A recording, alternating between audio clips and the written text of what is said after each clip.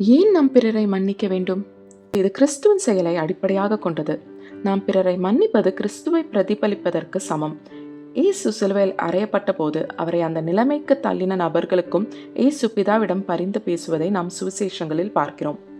இயேசு எந்த தீங்கும் யாருக்கும் செய்யவில்லை, மாறாக நன்மைகளையும் நீதியின் பாதையிலையும் எல்லாரையும் வழி நடத்தினார். இருப்பினும் அவருக்கு எதிராக சதி செய்து அவரை கொடூர மரணத்திற்கு அனுப்பினார்கள்.